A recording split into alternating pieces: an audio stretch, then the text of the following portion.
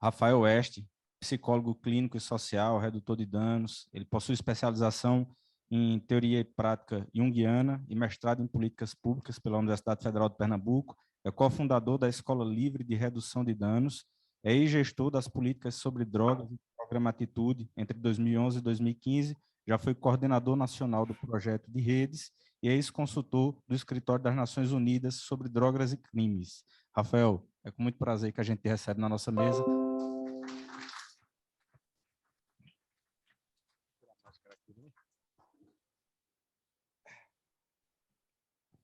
Bom, gente, bom dia. Bom dia a todos. Uma gratidão enorme estar aqui, viu? Acho que é meu primeiro evento nesse processo de pandemia. Tenho sentido um espaço super acolhedor, tão bom, né? Tá se encontrando, tá pensando, tá refletindo no meio e ao redor, né, de pessoas que fazem minha formação. Agradecer muito aqui, doutor Evaldo, Nery, Alda, Naide, Leão Garcia, Domiciano, Léo Roque, teu conhecido, Jarbas, enfim, é um conjunto de pessoas que vai fazendo minha formação, minha história. Então, eu venho pensando a Rede Sonidanos como uma clínica política, uma clínica que na história a gente vai fazendo e que a sociedade, a política, ela envolve e ela mexe diretamente, seja numa clínica, no consultório, seja no serviço público, seja no dia a dia que a gente pensa o cotidiano da Rede Sonidanos. Então, eu pensei em falar um pouco de história, como é que eu enxergo, como é que eu vejo, como é que eu vivi, né, o olhar da Rede Sonidanos, olhando essas aproximadamente 30 anos da Rede Sonidanos no Brasil, não de uma Rede Sonidanos consolidada, estruturada, mas de iniciativas que vão se fortalecendo e se consolidando. Então, eu vou deixar talvez a parte mais teórica, aprofundada, as pessoas estão trazendo, né? Então, trazer um pouco essa experiência. Eu sou de 83, um pernambucano que nasci na Bahia, estava falando aqui para o mestre Nery. E na década de 90, quando a gente olha, na década de 90 você tinha ali muito barulho na década de 90, uma efervescência muito grande de liberdade, de vida. E aí você tinha ali, né, olhando para esse passado, olhando para Santos, fazendo todo o movimento, olhando para Salvador, né, a questão das drogas injetáveis, insumos, toda a discussão do movimento brasileiro de AIDS, você vê esse movimento pulsando, né, no Brasil, e eu ali em Recife, sendo entusiasta do movimento Chico Sainz, vendo Chico Sainz no colégio, no meu colégio em Recife, nesse movimento Mangue Beat, pós-Chico Sainz, final dos anos 90, início dos anos 2000, eu ali no festival daquele, né, naquele grupo mais progressista, mais alternativo de Recife. Era um espaço que eu me sentia mais acolhido do que os espaços de pagode. Eu não, era muita violência, era o pessoal do jiu-jitsu, de Boa Viagem, sempre tinha muita violência. E nesses festivais eu vi uma coisa muito calma, muito tranquila, embora o som era muito mais agitado, né, Devotos, Mundo Livre, Nação Zumbi, Querosene Jacaré, toda aquela movimentação ali.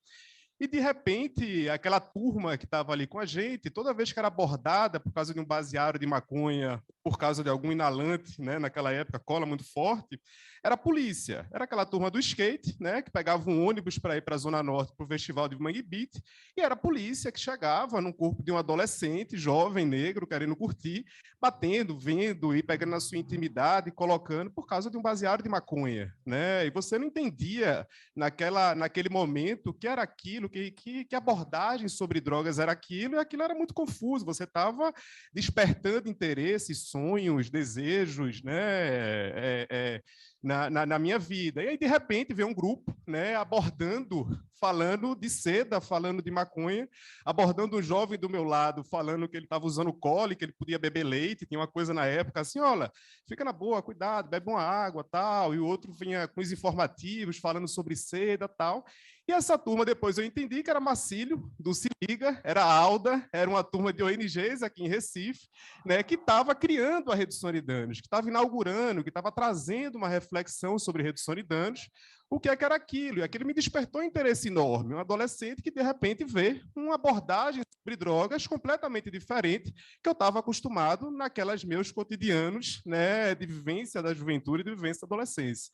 E aí aquilo me desperta, eu vou fazer psicologia nos anos 2000, né? Aí participo do VSUS, que era a área do Sistema Único de Saúde, na época o ministro Humberto Costa fez toda aquela movimentação do movimento estudantil, né, para olhar para o SUS, olhar para a saúde mental. Foi quando eu me deparei com o Holocausto brasileiro, né, quando eu me deparei com os manicômios, quando eu fui visitar os manicômios no Nordeste, em Teresina, em Recife, aquela coisa toda.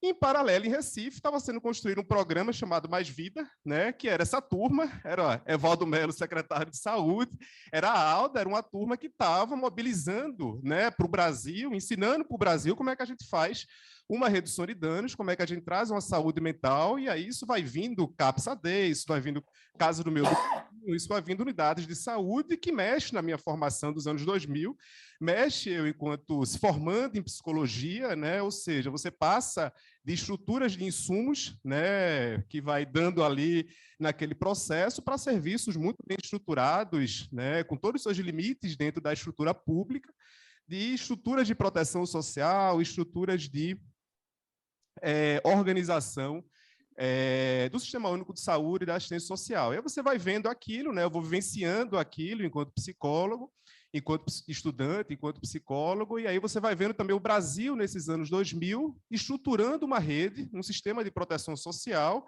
num Brasil historicamente desigual, né, de uma história secular da escravatura brasileira, e do quanto a desigualdade ela opera, que por mais que você tenha uma estrutura de serviços de saúde, de serviços de assistência social,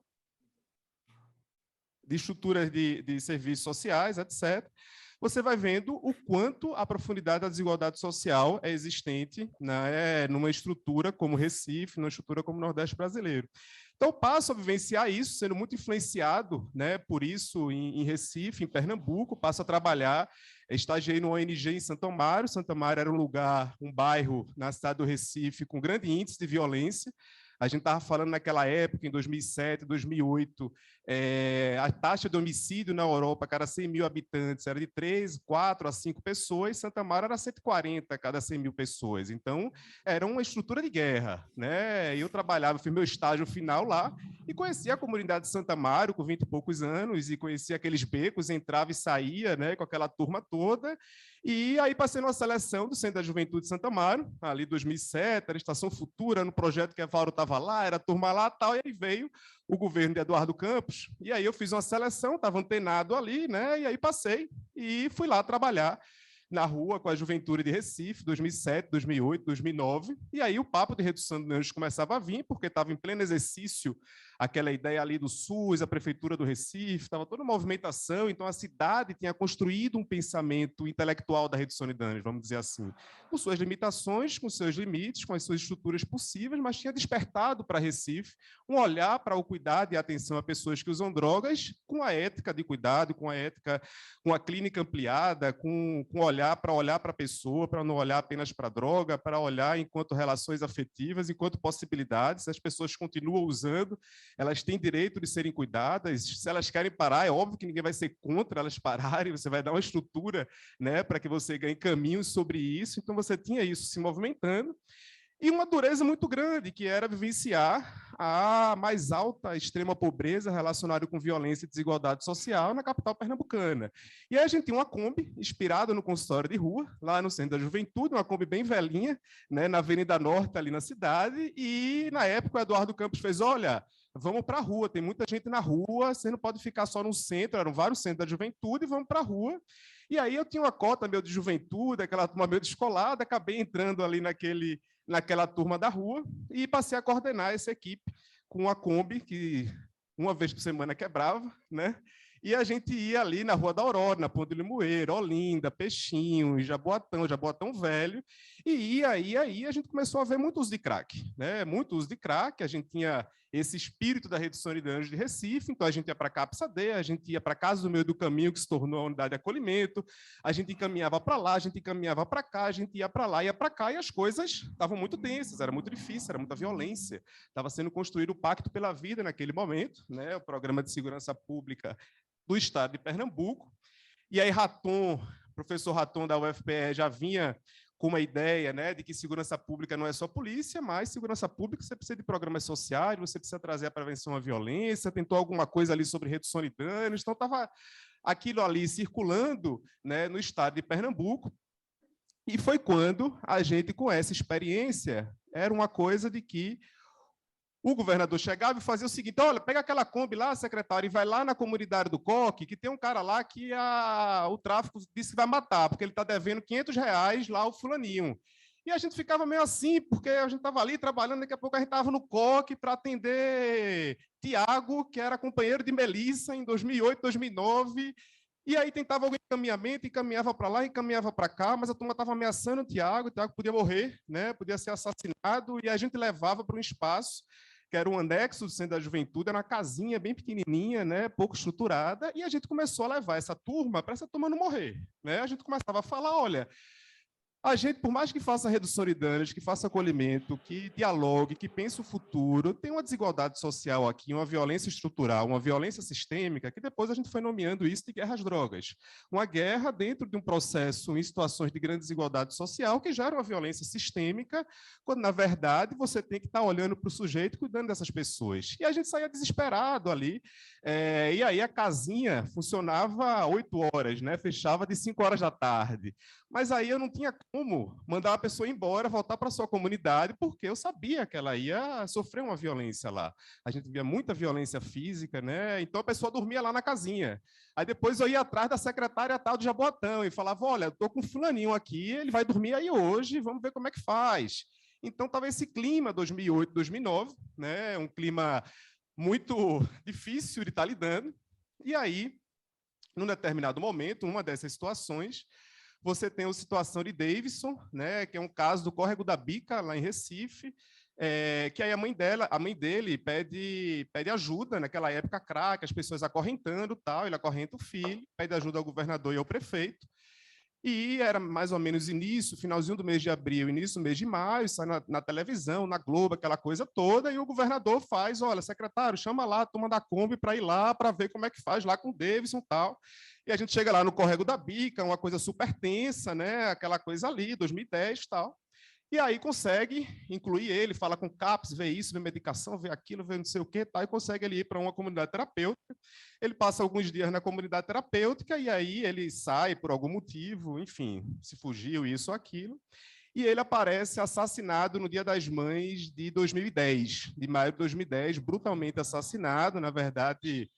É difícil falar, mas a cabeça foi extremamente espancada, foi uma morte horrível, no pleno Dia das Mães, a mãe que pede, então isso se tornou um caso super emblemático em Pernambuco. Aí o governador Eduardo Campos liga para o atual presidente Lula e fala: olha, a gente está com essa situação aqui, o crack está ali, São Paulo e Rio de Janeiro fazendo muita internação compulsória, né? E o que é que o governo federal vai fazer?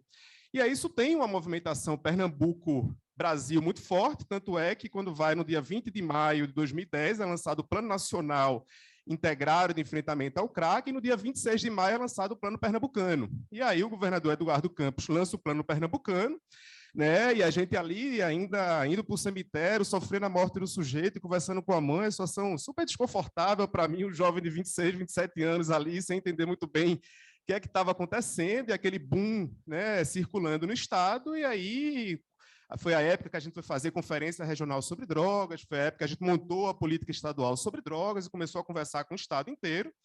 E o governador fez: olha, essa turma aqui dessa casinha e dessa Kombi, vamos começar a organizar aqui um programa. Tinha a turma querendo que a gente fizesse internação compulsória igual a São Paulo, tinha a turma querendo que a gente contratasse os pastores para poder estruturar. Naquela época ainda não tinha essa discussão aprofundada sobre comunidade terapêutica. E tinha a turma da Kombi, da casinha ali, que estava ali, aos trancos e barrancos, circulando na região metropolitana do Recife. E aí foi quando a gente fez: olha, o que a gente tem aqui é a gente pensar, a gente tem essa ótica que a gente está enxergando enquanto redução de danos, a gente aprendeu nesses 10 anos com essa movimentação de redução de danos em Recife, e o que a gente tem é: olha, a gente acha que tem que ter equipe de rua, porque a gente só tem uma Kombi, então precisa estruturar essa equipe, precisa ter mais Kombis e tal. A gente vê que o nosso vínculo com eles é uma mentira, dizer que eles não vêm, que querem internação compulsória, porque a gente conhece a turma toda, eles estão aqui fazendo fila na casinha, querendo uma comida do Centro da Juventude, tomar um banho, então a gente está vinculado com essa turma, a gente não precisa, porque também a gente não tem espaço. E a gente fez: olha, dessa casinha a gente precisa criar um centro melhor, né? Que é o que se tornou o centro apoio depois. E a gente tinha 2 espaços, um em Caruaru, que era uma experimentação de adolescente, e outra com uma ONG chamada Comunidade Pequenos Profetas, que era uma casa, um acolhimento, que as pessoas iam ali e tal, para serem acolhidas. E aí isso a gente foi chamando, que a gente precisava desse tipo de centro, e que a gente precisava ampliar o que a gente dava, que era R$100, 200, R$300 no Centro da Juventude, que a gente estimulava para essa turma alugar uma casa, que era a ideia do aluguel social, de que, olha, aluga uma casa, um quartinho ali em Santa Mária, na João de Barros, 300 conto, vê ali, não precisa ficar na rua, tu fuma teu crack lá, a gente vê como é que faz, enfim, um pouco nesse clima. E aí foi que a gente cria um programa piloto, né, de um programa estadual de redução de danos, que passa a chamar o Programa Atitude, né, o Programa Atitude de Pernambuco, que a gente passa a trazer, né, e trazer uma ideia de um programa de redução de danos no Estado que passe a enfrentar essa necropolítica, que passe, mesmo não com esses termos naquela época, mas que a gente comece a enxergar uma redução de danos que também vai encarar, né, a violência sistêmica, a violência urbana, um genocídio na população jovem negra de periferia, e como é que a gente cria tecnologia leve, tecnologia de cuidado, frente a uma situação como essa. Ou seja, a gente, na prática, a gente estava falando de preservação da vida. Né? Na prática, a gente estava falando de que se a Europa tinha 3, 4, 5 mil pessoas a cada 100 mil habitantes de homicídio, mas tinha um grande problema que era overdose, né? E trabalharam para isso. A gente talvez nasce uma redução de danos na América Latina que fala que num local de grande estrutura de homicídio e de violência, a forma da gente preservar a vida é fazer uma redução de danos e uma tecnologia de cuidado que também seja protetiva. Ou seja, a pessoa pode até continuar usando drogas, mas que a vida dela esteja preservada. Então, a gente foi trazendo isso, né?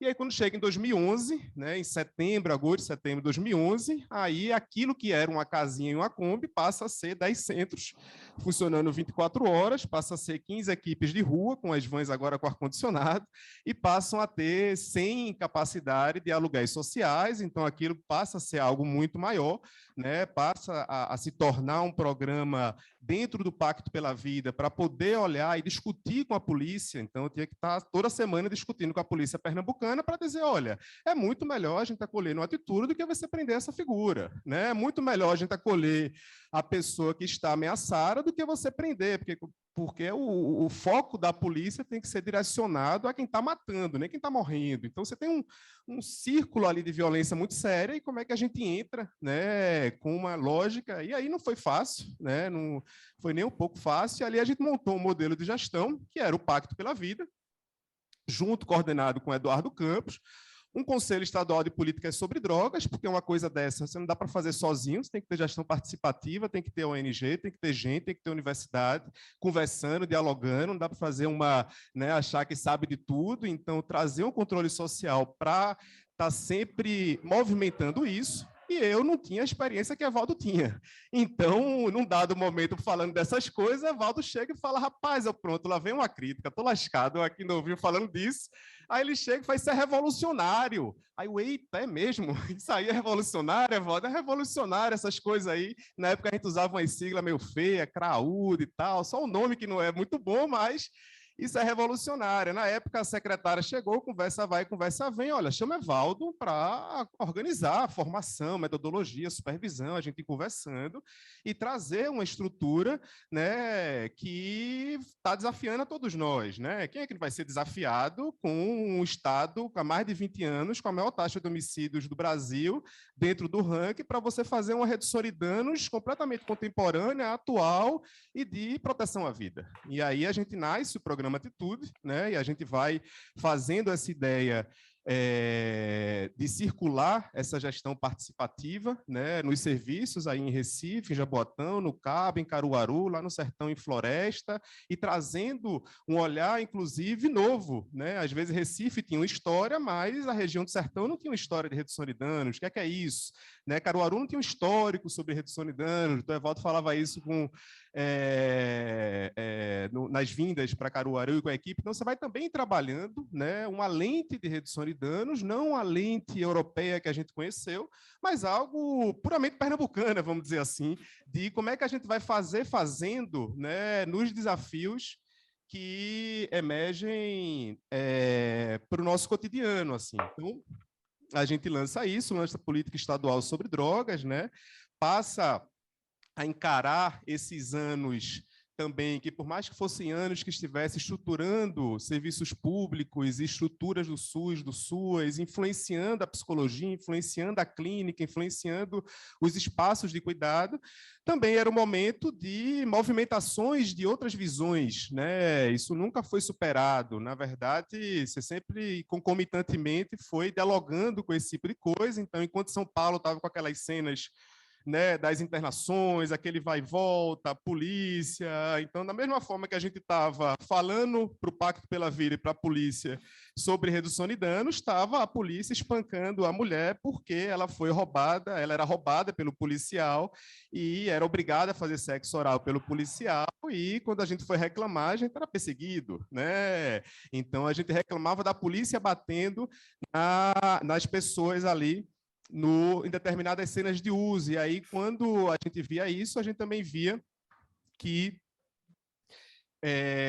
a gente precisava enfrentar um conjunto de questões estruturais, né, que estavam no cotidiano, mas era um conjunto, era um abismo, vamos dizer assim, secular, que não é um programa, um projeto ou um centro que vai mudar toda a realidade. Então, a gente vê que nas pesquisas, situações de redução de consumo, de redução em relação ao uso, foram muito assertivas nas pesquisas em relação ao programa, tal. Eu participei ali até 2015. Para mim foi um impacto muito grande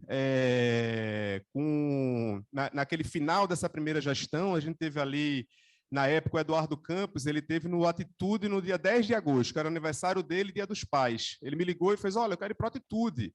Aí a gente foi lá, era o ano 2014, né, cantou parabéns, tal, era aquela coisa, pô, Dia dos Pais, eu trabalhando 24 horas, meu filho 1 ano de idade. E a gente foi lá, quando foi na quarta-feira ele morreu. Né, foi o acidente. Então, no domingo era Dia dos Pais, era aniversário dele, a gente estava cantando parabéns com bolinho, e na terça foi o Jornal Nacional, na quarta ele morreu, foi um impacto para o programa, aquela coisa toda, né, nos noticiários, aquilo mexeu com muita gente, e depois disso você há uma disputa muito grande, seja pelo recurso que você conseguiu para um programa de redução de danos estadual com toda essa envergadura, seja pela disputa conceitual e política que algo dessa envergadura traz, seja a concepção que isso traz, contrapondo o modelo de guerra, contrapondo o modelo policial. Então, isso mexe com muito mais coisa do que a gente imaginava ali com aquela Kombi, com aquela casinha. E aí a gente foi fazendo, né? Um pouco mais na frente, eu fui para o governo federal, para a Secretaria Nacional de Políticas sobre Drogas, trabalhar com o NERI, e aí eu fui me dando conta também que, por mais retrocessos que a gente tivesse, nós tivemos várias edições brasileiras. A Open Society, uma organização internacional, ela estava trazendo isso, né? Então, em 2007, mais ou menos, lançou em Recife, trazendo, olha, o Brasil, por mais problemas que tivesse, teve muitos avanços. Você teve a Atitude, você teve o movimento Laro de Braços Abertos, você teve uma geração apontando para a desigualdade social, apontando para uma nova forma de fazer redução de danos, olhando para esse conceito de guerra às drogas. Você teve o Corra Pro Abraço, você teve o Projeto Redes, articulando de vários locais. Não que você teve algo estruturado, mas apontou para algo, né, em que a gente perdeu do ponto de vista estrutural, do ponto de vista macropolítico. E aí, olhando, e aí nesses últimos anos, tenho olhado mais e conversado com algumas experiências internacionais para ir concluindo, né, e fazendo uma síntese da redução de danos. A gente veio lançando a Escola Livre de Redução de Danos, essa ideia de escola livre, uma ideia paulo-freireana de trazer uma pedagogia popular que consiga ir unido e convivendo, desde a população em situação de rua, a pessoas da academia, a ativistas de direitos humanos, a pessoas que estejam querendo dialogar a arte, a cultura, os movimentos, né, fazendo esse exercício de convivência. E aí, na Escola Livre, a gente tem conversado com algumas organizações internacionais, especialmente a Mainline, que é uma das pioneiras na Holanda, na construção da redução de danos internacional, e a gente traduziu um livro chamado Limites da Correria, que vocês podem estar acessando, né, na internet, e que ela faz uma revisão. A gente estava conversando semana passada sobre a redução de danos por drogas estimulantes, falando do trabalho que tem feito no Vietnã com o uso de metanfetamina. Então, você tem tido um conjunto de coisas, né, principalmente sobre drogas estimulantes, de como você está trabalhando metodologias que alcancem uma redução de danos para esse desafio de droga estimulante, como a gente veio fazendo aqui, o uso de crack, desigualdade social, violência sistêmica. E aí ela faz uma revisão de literatura, que aí eu vou estar listando aqui para a gente, né, ir conversando, que a redução de danos ela tem, primeiro, vários itens, né? A substituição por plantas e farmacêuticos. Então, a substituição por plantas, a gente tem debatido aqui canabidiol, maconha, ibogaína, ayahuasca. Então, uma série de estudos que vem fazendo também a possibilidade, terapias com psicodélicos, tem sido uma discussão ampla da redução de danos. A questão da abordagem social, intervenção baseadas em pares, né? Tem uma experiência muito interessante da Indonésia, Carisma Shabu, né? Que é um país que tem pena de morte relacionada a drogas, as pessoas fazem redução de danos de uma maneira escondida, até para poder dar um isqueiro dizendo coma, beba e durma para as pessoas que usam droga estimulante, e a polícia fica em cima. Por outro lado, são as contradições que existem na política de drogas. O governo da Indonésia distribui seringa para drogas injetáveis ao mesmo tempo. Então, você tem, acho que a redução de danos ocupa um pouco esse lugar, que você tem uma macroestrutura diferente e uma voz que, mesmo a gente podendo pensar outros termos melhores, mais vida, qualidade de vida e tal, mas você tem uma voz internacional da harm reduction, da redução de danos, dizendo, olha, a gente precisa trazer outro olhar para a política sobre drogas, outra forma de fazer, que eu acho que isso conecta internacionalmente. Então, você tem os kits de testes de drogas, né, que é uma discussão, a Cosmic Care, em Lisboa, tem feito um trabalho muito interessante, é você saber o que está usando. O pesquisa da UFPE estava trazendo que o crack em Pernambuco você tem de 20% a 80% de pureza, então é uma mistura enorme. Então, a farmacologia disso você precisa estudar, ver, testar, que substância é essa, que cocaína é essa que a figura está cheirando, que crack é esse que você está fumando, que substância é essa que usando, não é a mesma coisa, né? Então, a redução de danos vem trabalhando kits, testes de drogas, intervenções online, intervenções terapêuticas, kits para fumar com maior segurança. A gente colocou, nesse livro, tem o Counterfeit, que é no Canadá, que eles distribuem formas de kit, seja metanfetamina, seja crack, para que você tenha um uso menos nocivo, né? Com mais saúde no seu processo. Você tem a questão de prevenção e riscos sexuais, a questão da chain sex, que é um debate muito forte hoje, que, na verdade, a prática de sexo por tempo prolongado, então o sexo químico, né? Isso, muito homens que fazem sexo com homens tem sido uma prática muito forte. A Espanha tem trabalhado com um programa chamado Chain Safe, que é trazendo intervenções focadas para esse público específico, intervenções focadas no gênero feminino. Quando a gente estava conversando com o programa Atitude, em 2014, a gente viu que as mulheres elas não queriam ser acolhidas sem seus filhos, elas estavam grávidas com meninos pequenos, então era difícil ela estar grávida com um menino de 1, 2 anos de idade dentro de um espaço com vários homens, assim. Então, como é que você trabalha também questões de gênero e para que haja um acolhimento para esse público?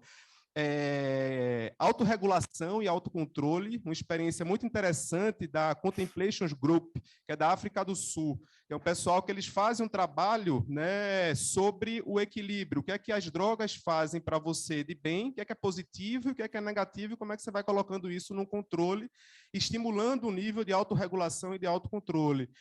Você tem a questão da moradia primeiro, que é um debate internacional muito forte, que é o housing first. Então, ou seja, ao invés de você esperar essa pessoa chegar em abstinência, estar completamente organizado, para essa pessoa que está em situação de rua poder ir para casa, é você fazer o inverso. Se ela está em situação de rua, ela tem direito de ir para casa, ela tem direito de ter um espaço. E esse direito, mesmo que ela continue usando esse espaço, o fato dela ter um local para tomar um banho, isso organiza muito mais a pessoa, né, do que do ponto de vista de você determinar a necessidade de abstinência para aquela pessoa naquele contexto. Então, moradia primeiro é um debate que está super atual, um debate polêmico são as salas de consumo de drogas. Então, na Holanda, você tem tido as salas de consumo de drogas para usuários de crack, ou seja, na perspectiva que é melhor que essa pessoa esteja num espaço seguro, com profissionais de saúde, utilizando aquela substância, do que estar na rua utilizando aquela substância. Então, em Vancouver, por exemplo, a sala de consumo de drogas, ela do lado é para um processo de internação, por exemplo. Então, se você está ali usando e você quer entrar numa internação, desintoxicação para as pessoas que usam de forma mais crônica aquela substância, você tem um espaço para você se dirigir, vamos dizer assim, para uma meta de abstinência, né? Então, o que sai completamente daquele imaginário de redução de danos versus abstinência. Pelo contrário, você traz mais acesso a profissionais de saúde daquela pessoa e possibilidade de cuidado. Então, por exemplo, a gente tem hoje no mundo De acordo com um livro chamado Salas de Consumo de Drogas, situando o debate no Brasil, de Luiz Guilherme Paiva, 98 espaços em países como Alemanha, Austrália, Canadá, Dinamarca, Espanha, França, Luxemburgo, Noruega, Suíça, salas de consumo de drogas, inclusive para crack. Então, não que a gente seja para montar isso agora, né, no Brasil, mas para dar um panorama dessa redução de danos que está circulando em países diferentes, com abordagens diferentes, com formas diferentes, mas que nos conecta de alguma maneira, mesmo com toda a nossa realidade, mesmo com todos os nossos desafios, né, nos conecta num processo de olhar para a pessoa, de olhar para as relações, de olhar para diálogos afetivos, de caminhar junto para construir projetos de vida. E aí, para encerrar, eu deixo a mensagem de Paulo Freire no seu centenário, né? Ninguém caminha sem aprender a caminhar, sem aprender a fazer o caminho caminhando, refazendo e retocando o sonho pelo qual se pôs a caminhar. Obrigado.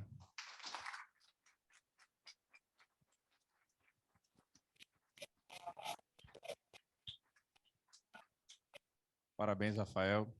Convido a você a continuar aqui na mesa.